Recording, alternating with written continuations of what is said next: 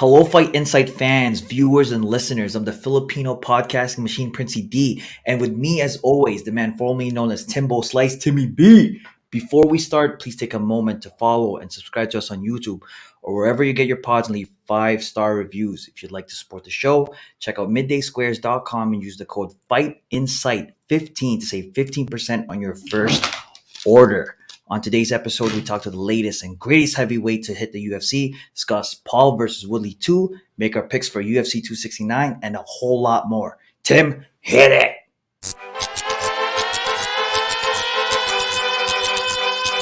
Yeah, it's Timmy B, Princey D, Fight Insight, yeah.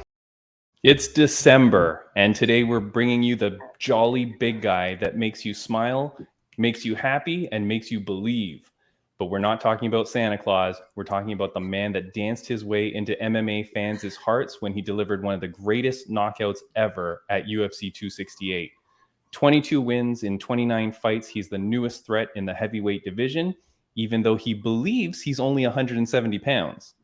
Born in Zaragoza, Spain, coming to us today from Athens, Georgia. Ladies and gentlemen, please welcome to the podcast, Chris, the Beastboy Barnett. Yeah.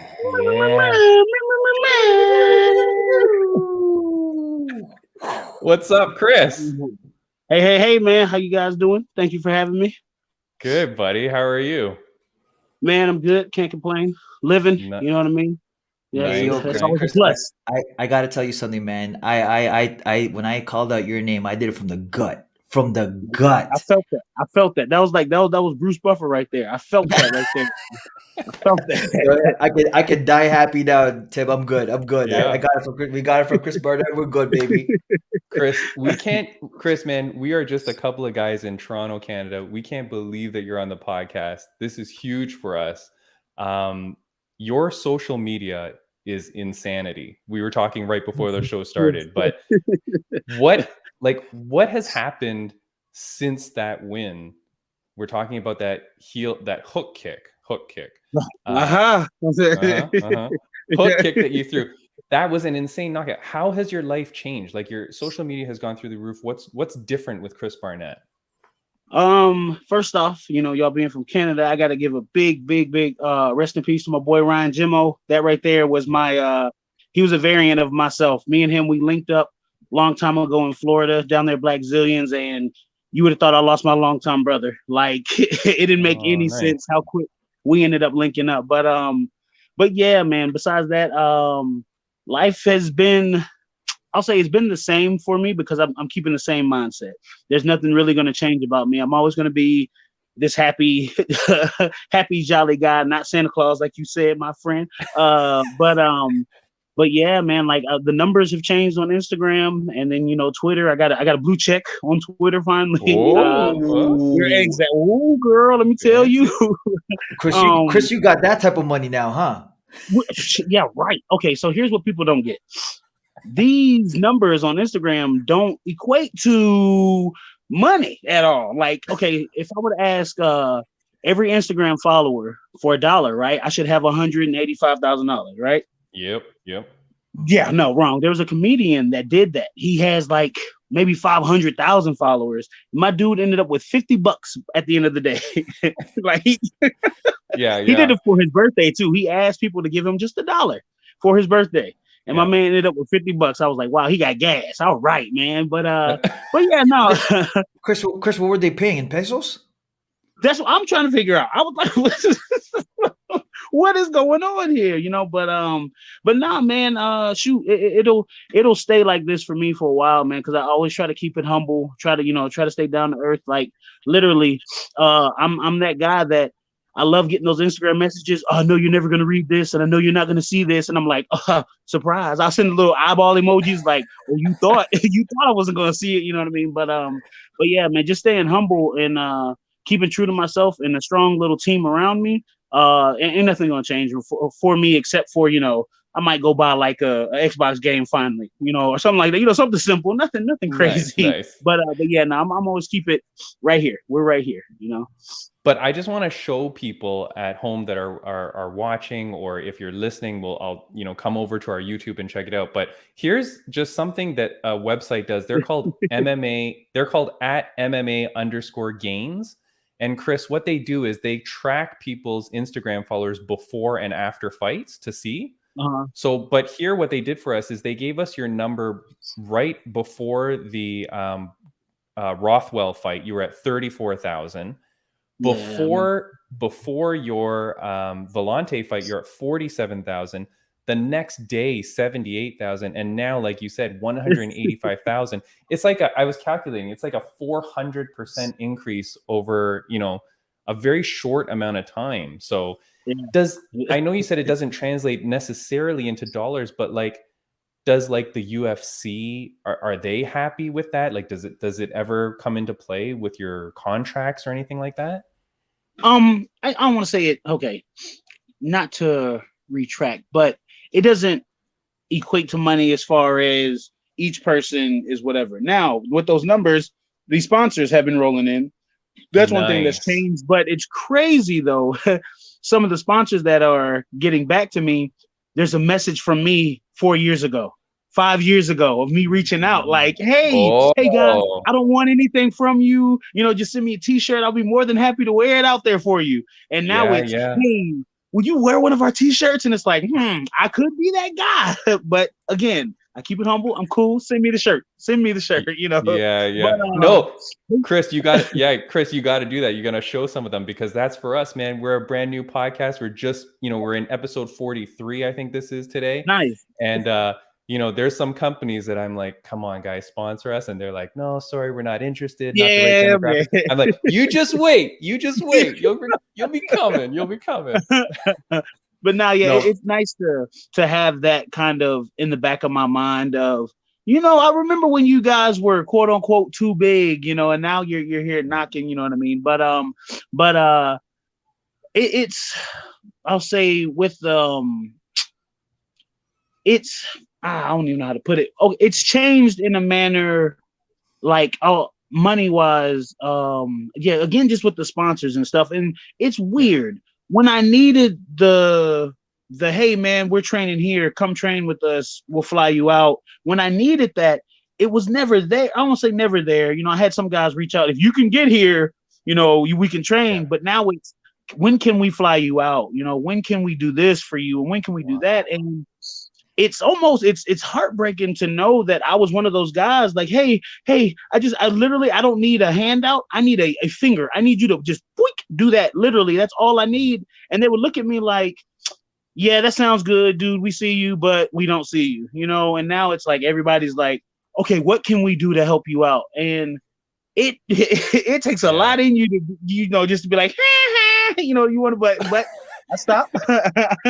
I dial it back in, you know what I mean? And I accept literally everybody. Actually, I got to go help an amateur heavyweight. He reached out to me, and I am more than happy to go help him out. You know what I mean? Like, he was like, I can't fly you out. I can't, do this. I can't give you gas, but I know you're probably going to say, another one of those guys, I know you're probably going to say no and not see this. I was like, dude, you're right down the street. I'll be more than happy to come and, come and help you out, man. So, yeah, dude, again, with that, falling back on it, I'll never change, you know what I mean, as far as it goes. But it's fun and funny to see those, hey, you'll never do this. Oh, we don't want to work with you because of how you look, how this is and that. And then 3 weeks later, or 3 weeks ago, hey, we saw you messaged us. So what are you looking for? And it's like, nothing now, nothing at all. Yeah. Your time has come. Yeah, exactly. Chris, he's like, no. It gets to one of the fan questions that we have. So we normally ask for fan questions. We normally do it at the end, but you kind of touched on it here. You've been all over the world. So in your fighting career, and like you're saying, you were looking for sponsors, and now here you are, you finally hit UFC at MMA Social Squad. Great page. They're asking, hey, you've been all over the world, Risen, Road FC. Was UFC always your final destination? Was that always your end goal for you? No, and I think that might have been one of the reasons it took so long, is because I have just always been happy fighting and entertaining. Like I've never, of course, you know, when people come up to you, hey, you want to fight in Bellator? You want to fight here? You want to fight there?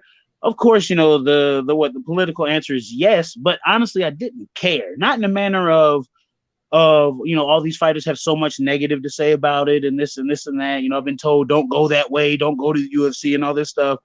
And it's just like, guys, I don't, to hear all that now and then to be in it, I was like, man, I should have did things, you know, right a long time ago. But then again, with the UFC, they were right for what they did with me. I was 300 plus pounds walking around. There's no reason to sign me. What is the reason? They don't have that weight class. And then on top of that, like, they're not gonna make it. Like you know how many man, I'm sorry, but you know how many beer gut heavyweights would have showed up to like to tryouts and whatnot. You know what I mean? Like, I don't want to say I'm giving false hope because it's possible for anybody to be able to do what I'm doing out there. But some guys at 40 years old trying to do it, that's a different, you know, that might be a lawsuit, you know, at that point, you know. So it's tough to say that UFC wasn't my end goal, because once you, okay, this sounds bad, but they even said it themselves.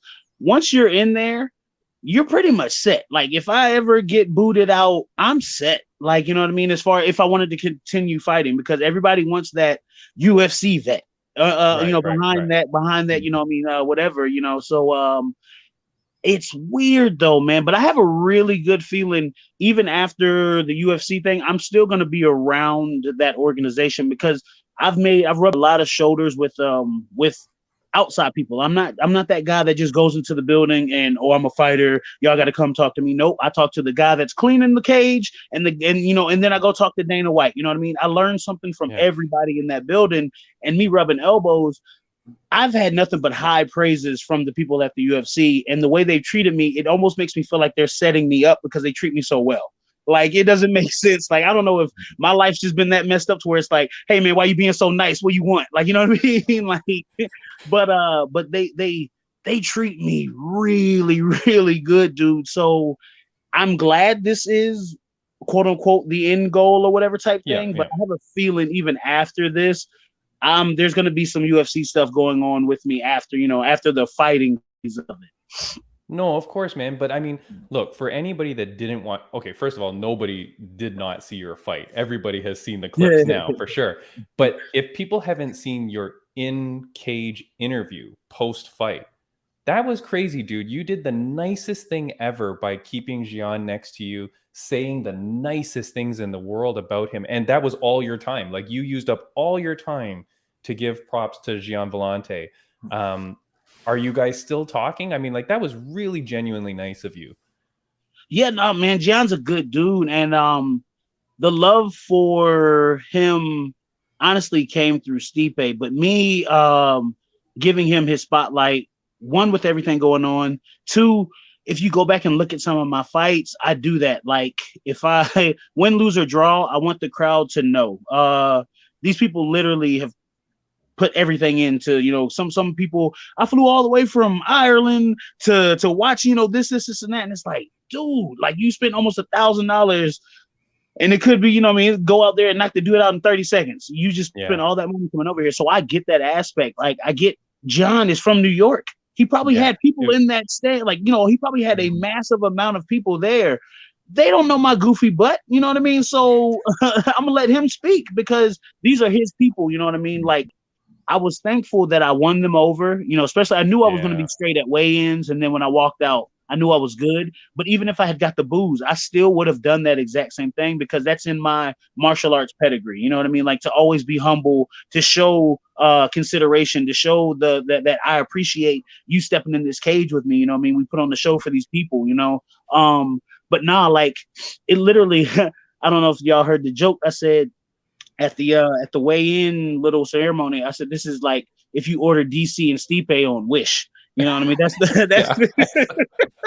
That's like literally what the fight was. And it was awesome because I had trained with Stipe. So it wasn't the nerve of, I know this guy's going to go out, he's just trying to take my head off and kill me. It was, I'm out here in front of all these folks training. Like, it's a glorified training session at this point. You know what I mean? And me, when I'm training with my friends, I like to outdo them. That's all it, like, pretty much, that's exactly what it is, and that's what that was. We went out there during the fight. We're talking. There's like at one point the crowd goes, what was it? Let's go, Brandon, or something like that, right? Yeah. And John goes, who the hell is Brandon? I said, I don't know. I thought that was one of your friends. Like, yeah. We touch up gloves and keep it moving. The second round comes around. Just to let you know that all that tough guy rah-rah stuff doesn't have to be whatever. John looks at my glove and he goes, hey, man, you got some tape dangling. And I'm like, if I look down, he's going to punch me in the face. No, I really had tape dangling from my gloves. I go, let me get it. He goes, okay, go ahead. I was like, no, never mind. I won't get it. He goes, oh, okay. I go, yeah, let me get it. He goes, are you going to get it or not? I said, never mind. Let's just go. Let's just fight. You know what I mean? Like, we had that conversation during the fight. Yeah. You know what I mean? So, you know what's so funny, Chris? When I watched back and I saw the part where the crowd is saying, let's go, Brandon. Yeah. Rich, we're Canadian, but we still know what that means. Yeah. And it's so funny because when John says, who's Brandon? And he says it to you, you hear Joe Rogan go, oh, they're talking to each other now. Yeah. And he's thinking you guys are talking shit to one another, but you guys are just like, who's that guy? I don't know. Okay, let's fight. I absolutely love Joe Rogan's commentary during that, because at one point my man goes, NFTs. Yeah, I've had 10 smart people explain it to me, and I still don't know what it is. And I was like, good. I don't feel bad about knowing about NFTs either. Oh, man. Yeah, no, that commentary was awesome. I absolutely love them three, man. All right. Speaking of your background, and I do want to get to your Taekwondo background, but you're talking about, like, how you want to always impress people in training. I do have a video that I've captured of Prince in training. Actually, before we begin the video, listen, I got to tell you, Chris, man, I was so inspired by that knockout that I dedicated this video for you. Okay, I like this. This is world exclusive, Chris. World exclusive. World exclusive?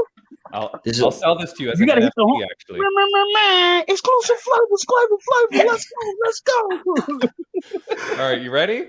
Yes, sir. All right, let's play this bad boy.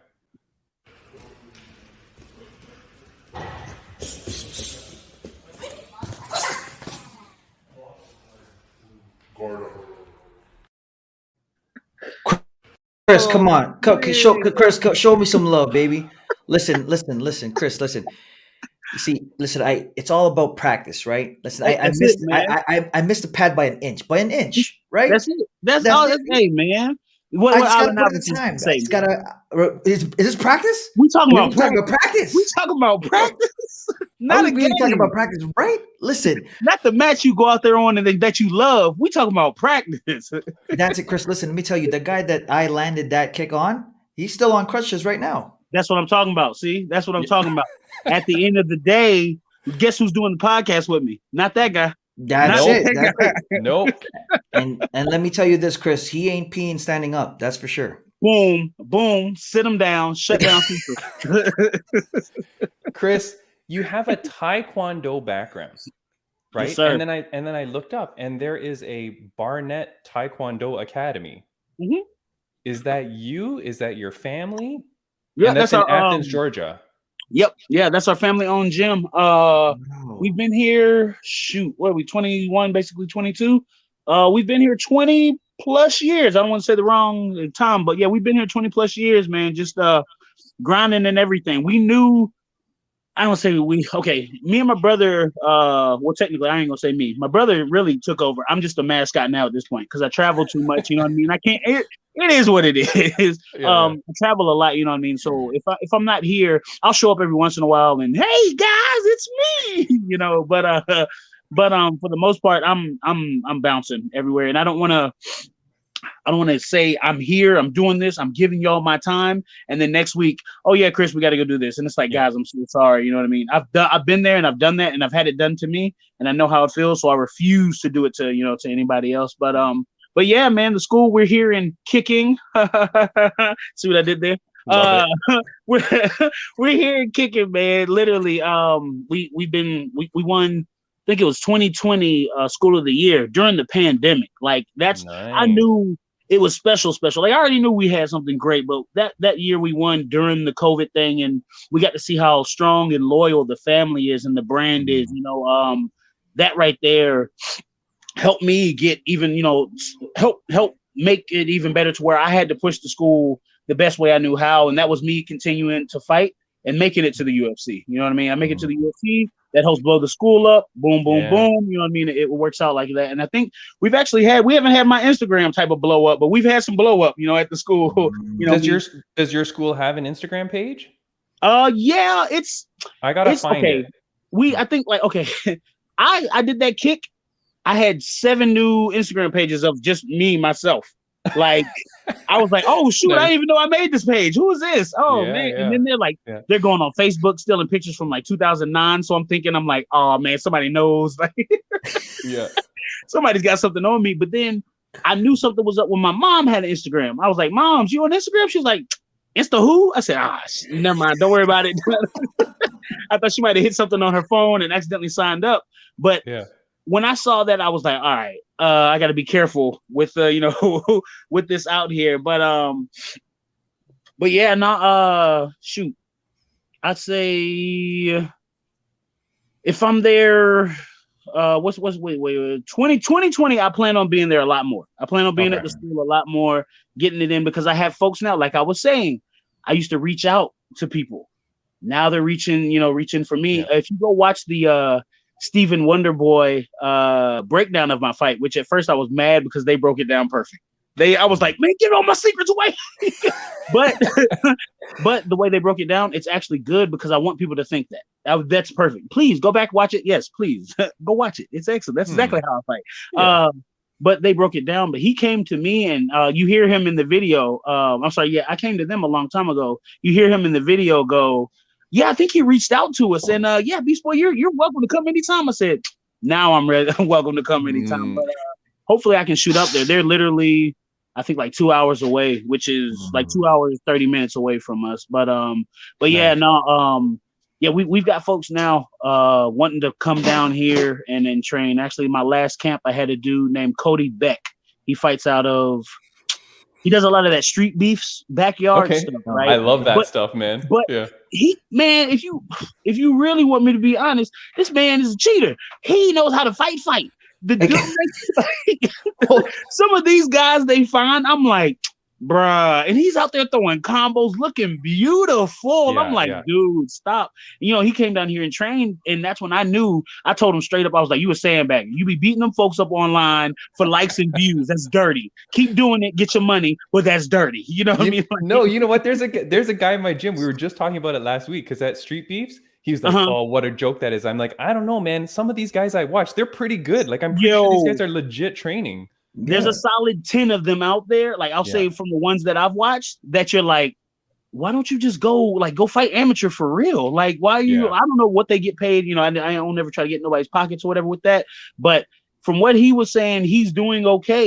I think he's got like 2 of the belts, 2 of the heavyweight belts out in the Midwest one. And now they're doing it's spreading. It's spreading like wildfire between that and then that, what is it? That game bread, that MMA. Oh, bare knuckle. BYB. MMA stuff. BYB. Yeah.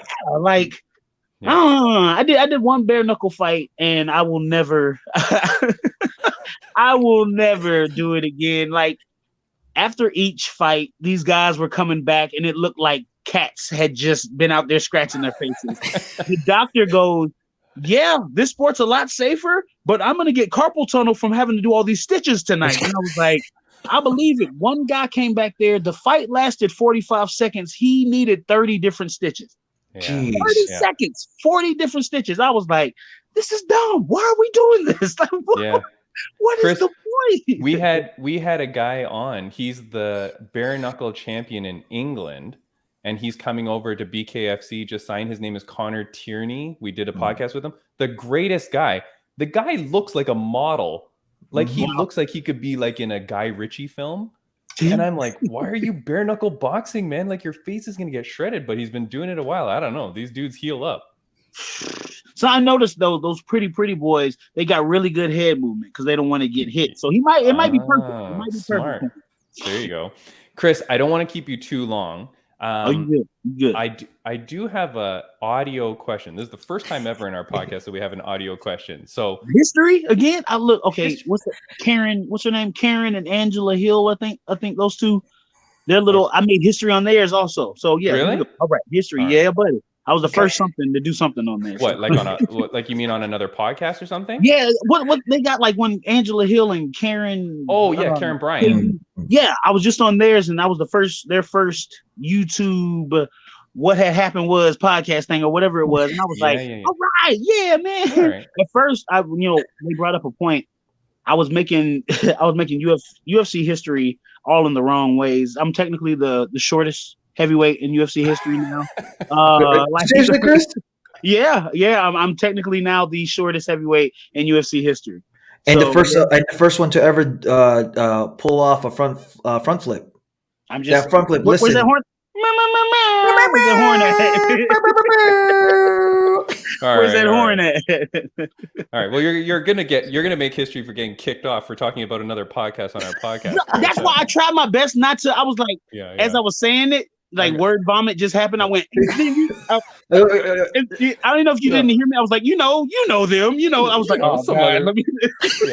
No, that's okay, man. Are you kidding me? Nobody listens to us anyway, Chris. No, watch this. I'm telling you. All right. I got you, Chris. Here's the audio question. Okay, this comes from a former guest of ours who we do like, but this is his question to you. Oh, hold on. I messed that up. Hold on. I got to do stronger audio here. There you go. Karen Bryant would never do that. Hold on. So just to make it clear, my question is, how would Chris Barnett have felt seeing Marquise get knocked the fuck out by Trap Gambino? Oh, my God. Here we go, Chris. Explain this to us. So to those that are listening, that's Trap Gambino. We've had him on before. Hey, man. Hey, look. I got something else to do. I got to go. Now I'm joking. So he was supposed to fight one of your guys. Yeah. Well, yeah. Go ahead. All right. Go ahead. Yeah. He was supposed to fight one of my guys. Go ahead. Yeah. and it didn't pan out. Mm-hmm. But that was his question to you. I don't.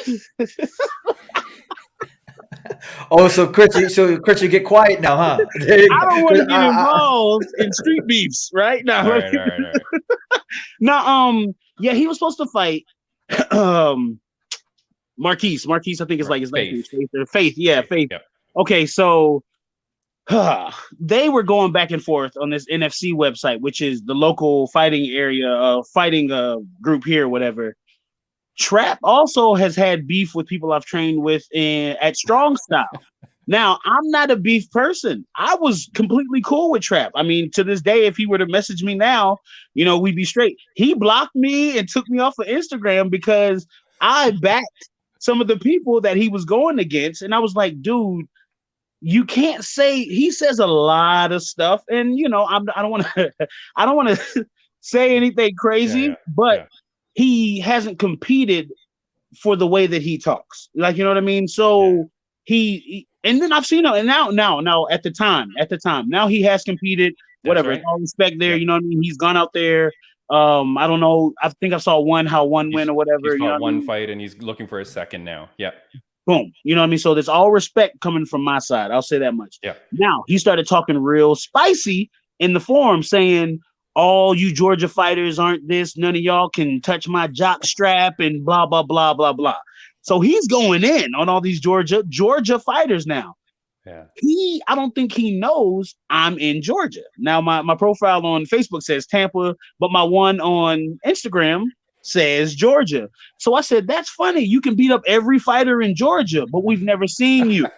And so from there, he was like, oh, I didn't know you were in Georgia. And I was like, it just got funny. And I was like, I'm not the one you really need to worry about. I said, at the end of the day, I'm training with like Marquise, not even training on the aspect of I'm helping him get ready to beat Trap. I just like, if I get a chance, again, like I was telling y'all, I'd have to go places to train. So I literally would travel wherever I had to go and Marquise would be there. Marquise, again, hands down, crazy athletic big dude. My dude, he's probably about 320. He can do a backflip. He can do a standing backflip. You know what I mean? Yeah. So we roll together out here. We like the big Ninja Turtles out here, but yeah, it's all love with Trap, man. Like I love what him and his wife too. I think her name's like the Mob Wife or something. On Instagram. I love what they got going, dude. Like I definitely respect their hustle, their grind, and everything. But now that was a funny altercation. Not even an altercation because I know what you mean. Yeah, I knew wasn't nothing gonna happen. Like, you know what I mean? At the end of the day, like I just come on, man. So I had time that day and I entertained it. And then he came back quick, like it was like, yo, man, I remember since he wants to air out laundry and stuff. Now I remember him inboxing me. No, not like that. But him inboxing me be like, yo, we got beef. I was like, bro, you can't say you're gonna beat every fighter in Georgia's ass and then expect me not to respond. And he was like, I didn't even know you were in Georgia. I was like, well, sir, I am. Like, but man, it's all love on my side over here. He still got problems. I'm supposed to be in Vegas soon. We can train together. I'll be more than happy. You know what I mean? And again, for real, on my side, it'll be training. If he wants to come with all that craziness, by all means, I can go there too. But no, it's all love. I appreciate Trap. No, hey man, you know what? We reached out to him because we saw the personality he was. You know what I mean? Like he's got that big personality, that badass personality. Then we have him on the podcast, Chris, the nicest friggin' guy. Yeah, like, it's real humble, real nice guy. It throws you off. It's like that. Okay, when I got to meet Kobe Covington. Like, and everybody is so towards him. Dude, if that ain't an act, and my man is getting paid for that act, like he knows what he is doing. Like WWE is right there for him because he knows how to play that hill, man. Like he was telling me stuff, and like if you look at where he technically grew up in MMA and was training and raised, look at the guys that he's surrounded by. Look at who he had to be around, and for him to come out like that, come on. Why do you think no one has done anything to him? Because they know the stuff he says you will get run up on, especially being down in South Florida. Come on, man. Like they know what's going on. So he knows how to do that part. And then Trap, the exact same thing. Like I saw he's got a video where he's training with Bruce Leroy from not Enter the Dragon. But yeah, like I'm like, yo, you got Bruce Leroy. Like so, and I know he's good with the Diaz brothers, and like, you know, he's been in what? Like I'm telling you right now, when I tell you I was good with Trap to the point to where I was going to go out there and literally just like, you know, we were going to train, do this, do that, we blah, blah, blah, blah, blah. But then that's what I hate too about it was an amateur fight at that. Like y'all are jawing about this amateur stuff. Like stop it. Well, hold on. Prince wasn't even in an amateur fight and he just hit a guy in the nuts for your pleasure, Chris. So, I mean, you see what I'm saying? Things happen. You see what I'm saying? Like, hey, listen, Chris, I've been wanting to land that kick. I'm like, man, I got to do this for Chris. And I was hoping that you see it and you critique it. It's all for you, baby. It's all for you, man. Come on. That was all. Hey, I appreciate that. The fact that you took your time out that day to land that beautiful kick. Do you hear me? Beautiful kick, sir. Beautiful kick. I appreciate it, brother. My next one's gonna be just like that. I'll probably never fight again. But my next one will be just like that. Neither will your opponent, Chris. Before we let you go, though, I do want to ask one last question, a weak question. But you hail from Spain? Mm-hmm. Yeah, born and raised in Zaragoza. This is what I didn't have last time. This dude tried me last time. He was like, "If you born in Spain, give me proof." Hang on, where's that? Yeah, I want your birth certificate, Chris. My birth certificate is like 18 pages long. It is the worst. Well, the first time I ever tried to get my driver's license here in Georgia, dude, like they questioned me so much. They thought I was a terrorist. They were like, "We ain't never seen a birth certificate this long before. Why does the seal over here and not over there?" I was like, I was born in Spain. They go, "Okay, next." I was like, "Ma'am, no, I've been here 4 hours already. We're not doing this. We are not doing this." Wow. It's on here somewhere.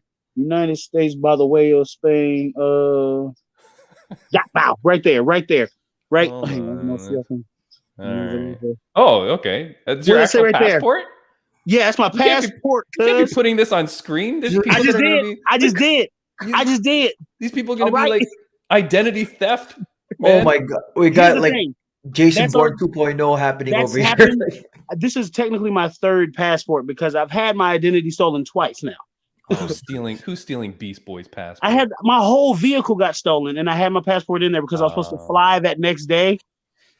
Man, when I tell you things have happened to me, that's why I am the way I am, because I know life is very short. And so when did you move from Spain?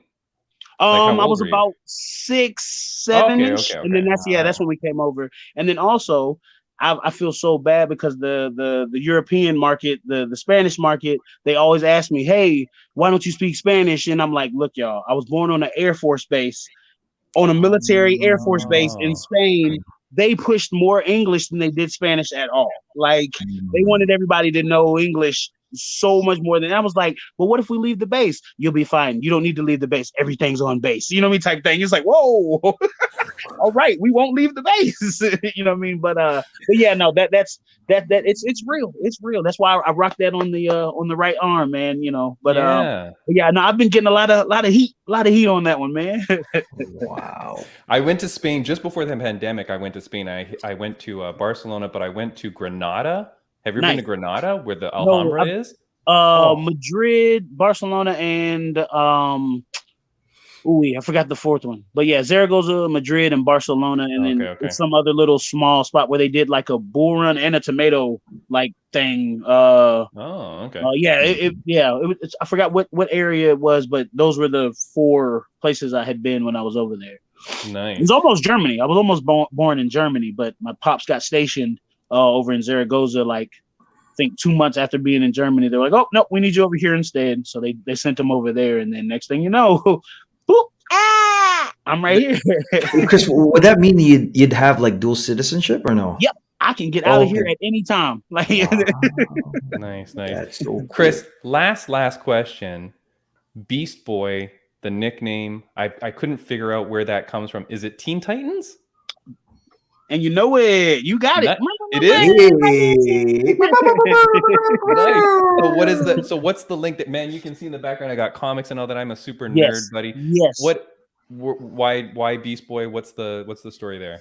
Okay, so when I was little, I had the ability I could mimic animals and I could mimic people. And what sucks is about today is I still do that in certain situations. So I worked at Lowe's for the longest time. When people would come in, to make them feel comfortable, I would mimic them. Like, I would literally, like, if somebody came in, we'll just say, hello, excuse me, where is the paper toilet? And it's like, oh, sir, the paper toilet's right over here on aisle 8. But that's not how I talk at all. Like, you know what I mean? I should have answered. I should have just been like, yeah, it's right there on 8. No. For some reason, the way my brain would work, if they're talking to me like that, I have to make them comfortable. Oh, yes, sir, I can show you right to them. The paper towels are right here on aisle 8. Yeah, I'll show you right here on the bottom. Yes, okay. Yeah, you just have a good day. And keep it moving. You know what I mean? So the mimicking, me being able to mimic people and stuff like that, like there were times where I could get my friends out of trouble because I could, Ben, he ain't gonna be here today, baby. Like I could do some things with it. You know what I mean?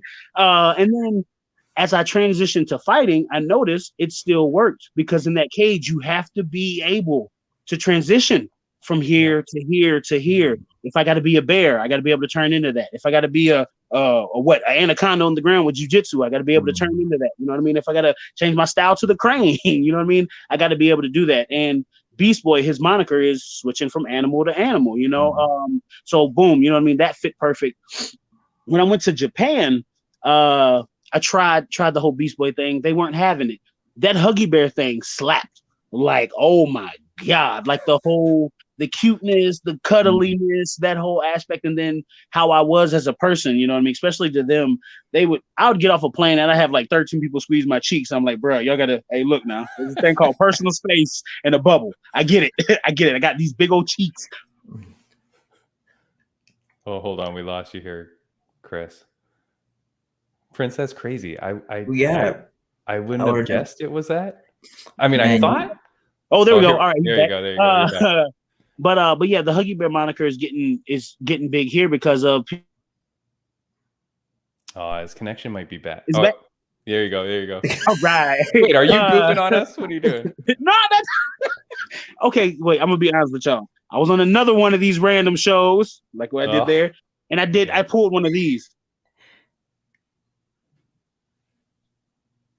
You jerk. Did you You see froze. that? You froze. You froze. I saw froze too. Froze too. I did it too. Chris, don't answer. I did it too. Okay. Oh man. But no, I did that on another show. But yeah, no, it's fun. But this Zoom stuff is bad. I'll tell you that much. But Yeah. sure, I know what we were talking about. But yeah, man, that was that was it. All right. Well, Teen Titans, Chris, man, we've gone way that's over. what it is. The Teen We've Titans gone show. way over time with you, Chris. We appreciate you so much, man. Thank you so much for coming on. Prince, before we let him go, is there anything that you wanted to say? But Chris, listen, man, you're a genuine, nice, amazing guy. We wish you nothing but success in the UFC. We're going to be rooting for you. If you throw one of those kicks that I just showed you right now, call it a D kick, call it a dick kick. If you can pull one of those at the UFC fights, Donkey I'm telling Kong you. DK dick kick. I like it. But I appreciate you coming to the show, man. I appreciate everything that you do and everything that you represent, and wish you nothing but the best, brother. Yeah, Chris, Awesome. Thank y'all for having me. Chris, it was amazing to meet you, man. Just to let you know, we're doing our year-end awards in a couple of weeks, and you are nominated for Knockout of the Year and Breakout Star of the Year, I think. So, I mean, I know you've got a lot of accomplishments in your life, but you may win a Fight Insight year-end award. So, I mean, I'll tell you what, know. That'll go at the top of the mantle. The top of Chris. Thank you.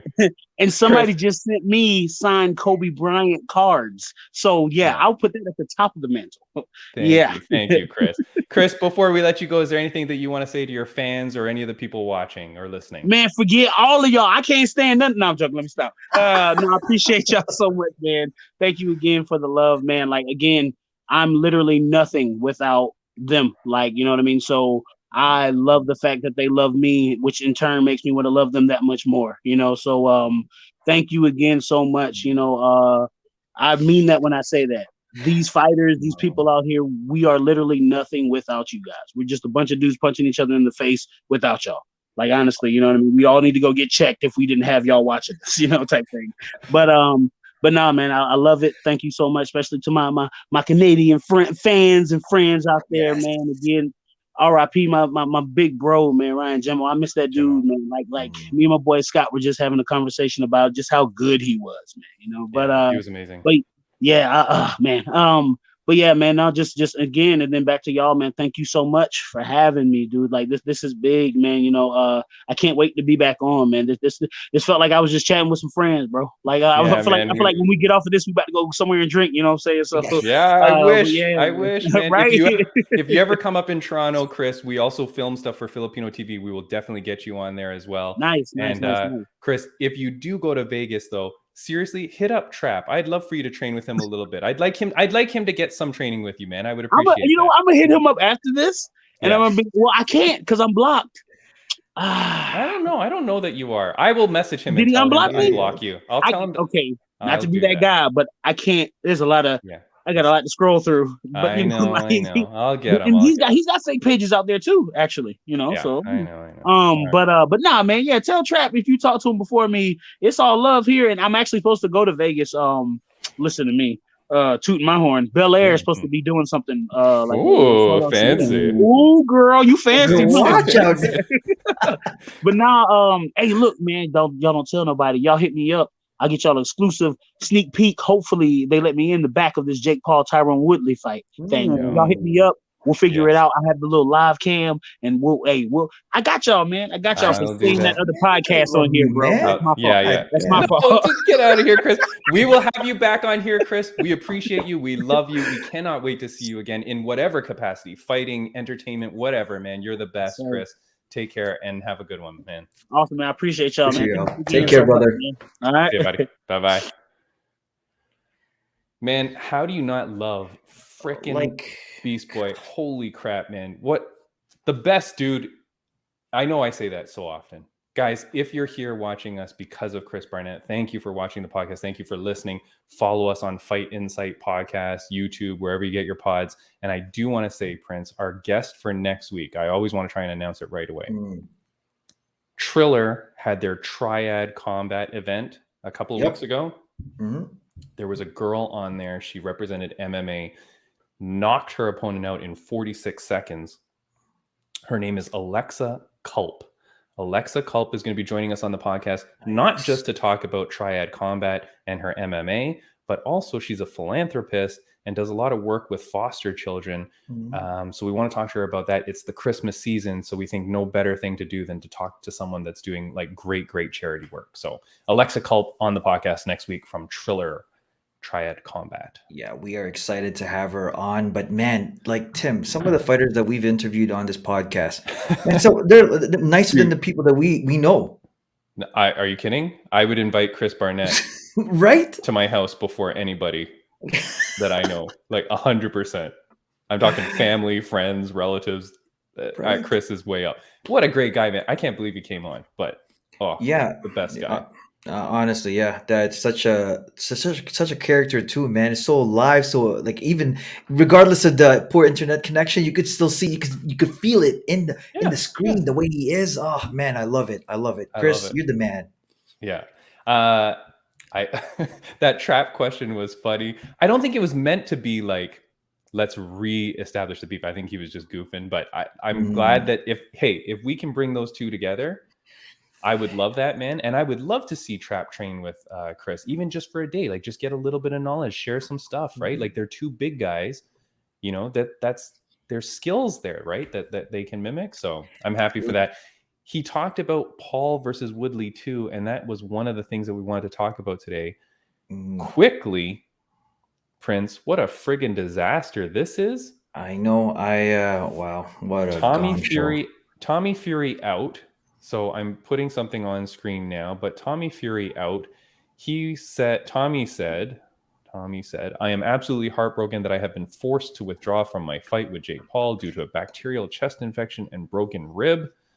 Prince, do you believe that there is any such injury, or do you think he's pulled out because he is scared? You know what?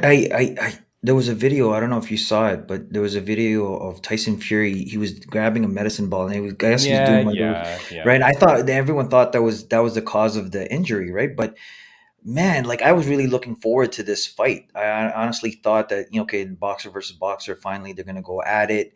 How kind of you to call Jake Paul a boxer, but yeah.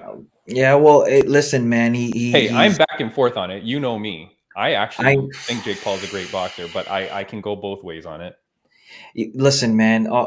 With this fight right here, if Woodley loses again, I'm done. When is this fight? December what? Here's the poster here. Where is this? December 18th. So we've got a couple weeks. Yeah. We might talk about it again. Prince, just quickly, your prediction. Who wins this fight? Does it even matter? Okay, Paul. Paul's going to take it. Yeah. Paul's going to win. You know what's going to happen? Woodley's going to have a neck tattoo put on after. I don't know. I don't even know. Conspiracy theory, whatever. I could go, like I said, I could go either way on this. But Tommy Fury pulls out. Okay. Jake Paul can't let this payday go. He's got to find someone to take the fight. You're telling me Woodley was ready? Even if this fight is 100% legit, you're telling me Woodley is ready in 2 weeks to go back into a boxing ring? The guy, I mean, I don't know how hard he's training. You're going to go back in 2 weeks after you lost already? He couldn't have felt good after the social media blast on him, you know? I don't know, man. That's a tough fight if it is real. Well, if the first one was real. Well, I mean, it'd be okay if it was like 1 day's notice since everything's staged. But this is what I mean. So, like, is it staged? Here's what I posted on someone's Instagram. I said, hey, man, of course they pick Woodley because he already knows how to sign the thing to say that this is all fake. You know what I mean? Like, he's already done it once. So they're probably just like, hey, we don't have to convince this guy. Like, he already knows the deal. I don't know, man. And then someone goes, oh, but he rocked him. I'm like, yeah, when I'm in sparring, you can get rocked from a jab if you run into it, right? Or if you like go into a kick the wrong way, you can get knocked out, or like you can get dizzied for sure. Yeah, so, that stuff is going to happen, but I don't know. I have no idea, man. I like to believe it's real, and I also like to believe that Jake Paul is going to beat him again. Yeah, well, I mean, Woodley knows. Okay, so he understands how he fights. He's fought him already. So I mean, unless he changes anything in his fight plans, I mean, his game plan against Paul, I don't know. Like, I honestly, it's one of those where it's like, Mike, it's like a walking WWE. We have this. We talk about this all the time. Okay, you don't want Woodley to win. If Woodley wins, guess what we get next? The trilogy. I don't need this. I want to see Jake Paul fight other people. So I do not want Woodley to win because then a trilogy is guaranteed, and that's brutal for the fans. Yeah, I'm not paying 3 pay-per-views to watch Jake Paul fight Woodley. You know what I mean? It's like $300 or some crap.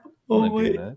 You pay for the PPV for that? Yo, people cannot complain about fighter pay if you're not buying pay-per-views, okay? I pay for my pay-per-views, most of them. All right? I do. And I also pay for Fight Pass, UFC Fight Pass. I bought that for since it came out. So I don't know, I support, man. I support. Prince, before we get to UFC 269, I do want to say middaysquares.com. I know you promoted it at the beginning, but we'll just shout it out one more time. middaysquares.com. Check them out for your nutritional chocolate bars. Use code FIGHTINSIGHT15 to save 15% on your first order. middaysquares.com. Please support them. It supports the show by purchasing from them. So thank you very much. Prince, UFC 269 predictions. I've got a poster here from our good friends, of course, at MMA Social Squad. I got to take these banners off every time. This is a pretty good one, eh? Yeah, that's beautiful. Look at that. I think they said they didn't even, they thought this one wasn't that great, but I thought this one was awesome. Yeah, I like how they set it up. It's beautiful. You know what they always do? They always do it differently too. Like, I like that their style is always different. It's not just the same edit every time. All right, what do we got here? I got to go to my phone here. UFC 269, what cards do we want? What fights do we want to talk about? Because we are short on time now. Dominic Cruz, Pedro Munoz. It's not even the main event of the prelims. Dominic Cruz versus Pedro Munoz. What do you think of that one? Oh, you know what? I've been rooting for the legends lately, and they've been taking it. So Clay, and you saw Clay win, Aldo win. I'm gonna go with Cruz. Let's give it to Cruz. I got Cruz too. Main event of the prelim is Josh Emmett versus Dan Ige. I'm going to go with Ige. What do you think? I'm going Josh Emmett. He trains at Team Alpha Male with our friend of the podcast, Ricky Tercios. Opening the main card, you've got Sean O'Malley versus some guy named Rolion Paiva. I think he's ranked number 15, but he's a relative unknown. Come on.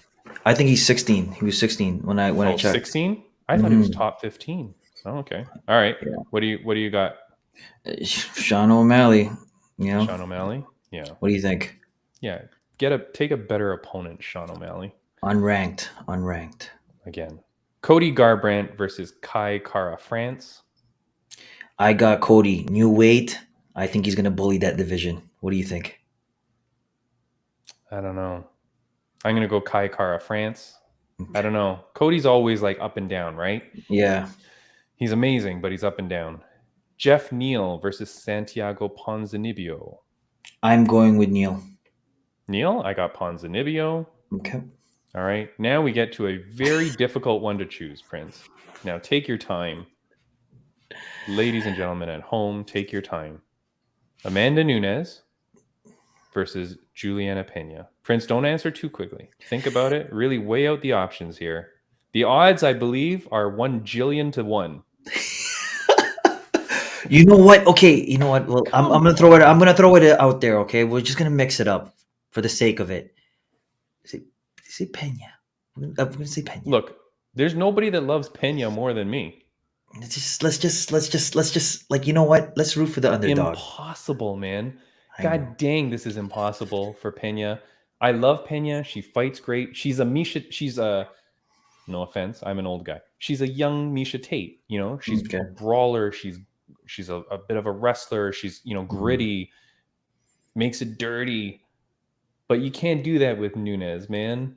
You can't do that with Nunes. And I feel like Pena's look, what else is she going to do? She's gunning for that title shot. She's beaten a whole bunch of people. So, but that is a toughie. You're going to pick Pena for real? Yeah. You know what? Obviously, Let's switch it up a little bit. That's a safe bet. Everyone would have gone for Amanda, but no, Pena. Let's root for the underdog. Who Hold knows? on, I'm gonna cut this right here. Ready? Fight Insight podcast 100% backs Juliana Pena. Prince, how does she do it? Via submission. Yeah, submission in the second round. Beautiful. That's it. Money in the bank. Everybody bet. You bet $1, you get a jillion. So it's a pretty good deal. Oh my goodness. Prince, the last fight, the main event of UFC 269 is between two of the greatest lightweights of all time. Yep. You've got Charles Oliveira, the Bronx Oliveira, versus Dustin the Diamond Poirier. Two of the nicest guys, two of the greatest guys, two good-looking dudes. Gentlemen in and outside the cage. Prince, this is a tough one, man. In all the group chats we're in, it is very divided. Who do you got here? You know what? So far, in some of the group chats or some of the Facebook groups that I've been on, a lot of them are they're picking the Bronx. They've got Charles. They got Charles. That's who they're picking for, and plus he's got the blonde hair going again, and he's gone Super Saiyan. So I'm gonna pick Charles. I'm gonna pick Charles on this one. It's he's proven himself. He's just who's gonna beat him, Tim? Like Dustin is going to beat him. I'm picking Dustin. I think I would love to see Dustin with that belt for once. You know what I mean? Like Charles has achieved it now. He's had it. He will forever be known as undisputed champion. I would like Dustin to get it because he's only been interim. Not only, but his championship was interim. He can be the undisputed. I'd love for him to get it. I just want it to be a good fight either way, but I also want Dustin to win because I'd like him to get that title. I think that's a great thing for him. So, okay, you know what? Listen, we're gonna re-edit this again. Fight Insight fully backs Charles Oliveira.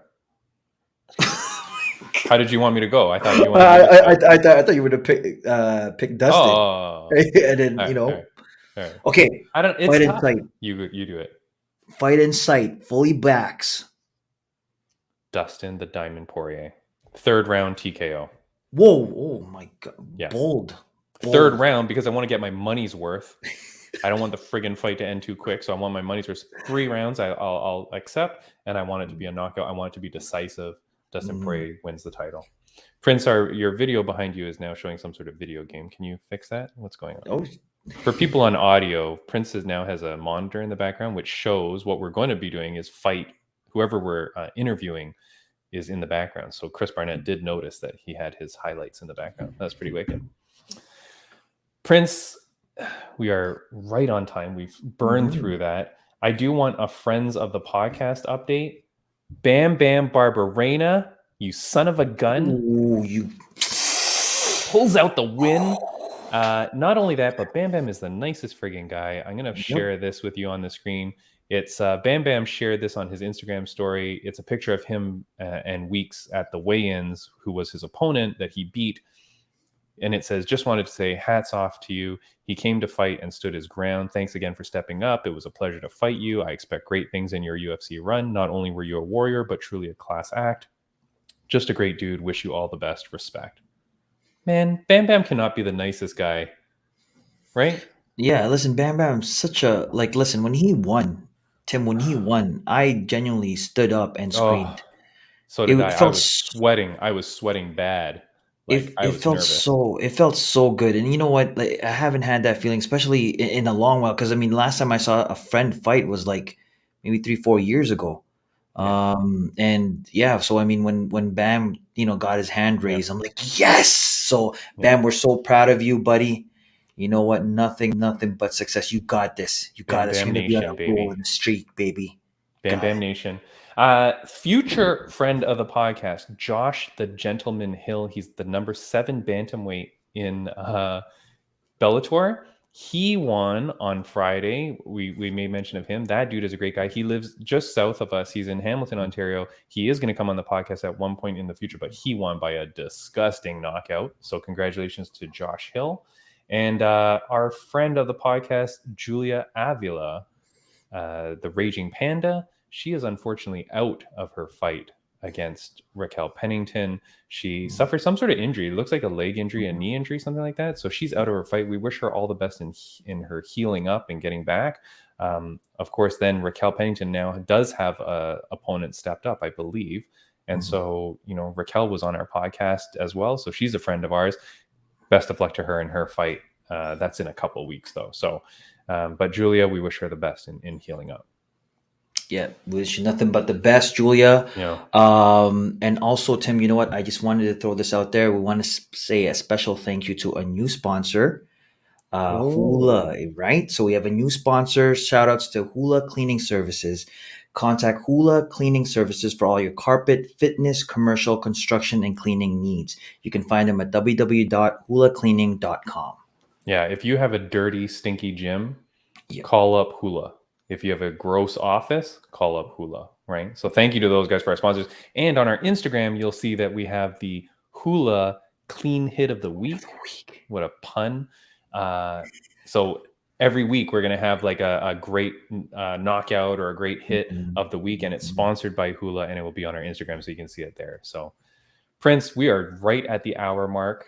We went long with Chris, but man, I did not even want to end that podcast, but I felt bad too. Like I was like, we only said we were going to be like 20 to 30. So when it got to like 40, I was like, He wanted to stay on. It sounded like he just wanted to stay. I Like know, if I we know. didn't give him the time frame, I think he would have done the whole segment, the whole episode. Yeah. Dude is awesome, man. I can't believe it. I'm so happy with that guy that, sometimes you do podcasts and you come out feeling so happy, man. That's this guy, man. I love that guy. He's exactly what he looks like on television, right? Like fun loving, easygoing. And so respectful, and you know what, part of it might be that Taekwondo background, the discipline, the respect, right? I wanted to get into all that. I wanted to talk to him about his Taekwondo, about the gym and all that, but we just went off, like on all the other things. But I had a whole bunch of other questions to ask him. But I'm glad we got what we did out of him. That Beastboy history thing was so weird, like because he's like mimicking and like that's really cool. Like it's not just I like Beastboy. So wait, so when you took the guess about his nickname, was that Teen Titans? Was that just like, did you just think of it right now, or you think of over time like, okay, maybe this would... No, from the very first time I saw him, I'm like, that okay, maybe it's Teen Titans guy, but okay, yeah. Anyway. Wow. All right, man. Great podcast, buddy. This was so fun, man. Amazing. Beastboy. Next week, Alexa Culp. I'm super excited about that. I can't wait to talk to someone who's doing such great things in the community. So amazing. Peace, buddy. Have a good one, man. This was awesome. Take care, guys. We'll see you next week.